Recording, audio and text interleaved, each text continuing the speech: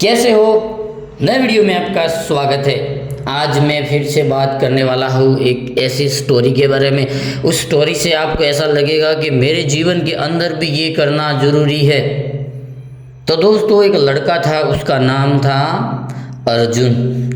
Arjun college भी करता था और उसकी मम्मी और पापा थे वो खेती बाड़ी करते थे। छोटी सी थोड़ी सी ज़मीन थी और वो कॉलेज करता था और कॉलेज के साथ साथ उसकी चाय की एक छोटी सी दुकान भी थी। ठीक है, सिंपल भाषा में और सिंपल शब्दों में और सिंपली तरीके से हम समझेंगे। तो दोस्तों, कॉलेज भी करता था अर्जुन और उसके पापा के जो ज़मीन थी थोड़ी सी, उसमें से उनका गुजारा नहीं हो रहा था। तो उन्होंने चाय की जो टपरी है वो भी खुली हुई थी, तो वो संभालता था कौन? अर्जुन। तो दोस्तों, दिन का मुनाफा होता था 200 300 200 300, साथ में पढ़ना और ही 200 300 कमाना।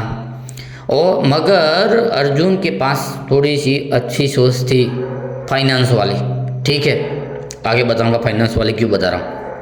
तो इसने क्या किया, 200 300 में से उसने डिसाइड किया कि डेली के 100 रुपये में उसका सेविंग करूँगा, बचत करूँगा। चाहे कोई भी परिस्थिति आए, प्रॉब्लम आए, 100 रुपया मैं रख दूँगा।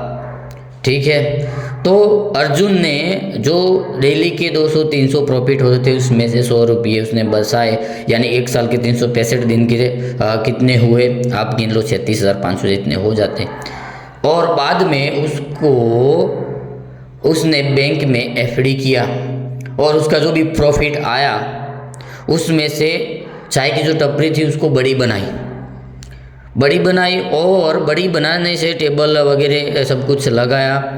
जो जहाँ डेली के 200 300 थे वहाँ 500 हो गए, 600 हो गए, मुनाफा बढ़ गया। क्योंकि क्या बोलते हैं उसको, मैनेजमेंट थोड़ा अच्छा हुआ तो उसके धंधे में भी अच्छा होने लगा। समझ सकते हो, समझ रहे हो? तो ये बात है दोस्तों, उसने 200 300 से 500 600 तक आया और उस पे जैसे भी थोड़ा थोड़ा करके उसने उनका अर्जुन का बिजनेस बढ़ाया और उसने महीने के 1000 रुपये से एसआईपी करने का शुरू किया। एसआईपी उसने शुरू किया, 10 साल बाद उसका जो भी प्रॉफिट आया उससे आप अंदाज़ा लगा सकते हो महीने का 1000 10 साल के लिए तो कितना होगा, 12% रिटर्न्स मान लो आप।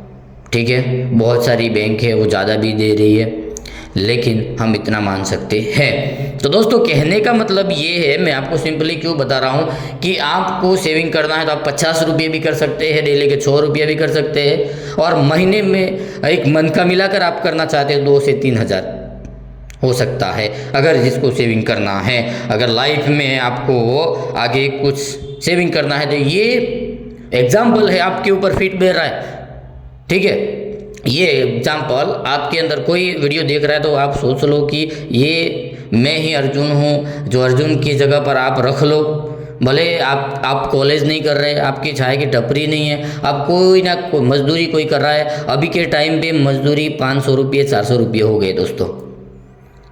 ठीक है, तो मेरा कहने का मतलब यही है कि अगर आप सेविंग करोगे तो आने वाले भविष्य में, अब आप बोलोगे कि भविष्य की चिंता क्यों करते, भविष्य की चिंता नहीं करने का, क्योंकि भविष्य भगवान देख लेगा, ऊपर वाला देख लेगा।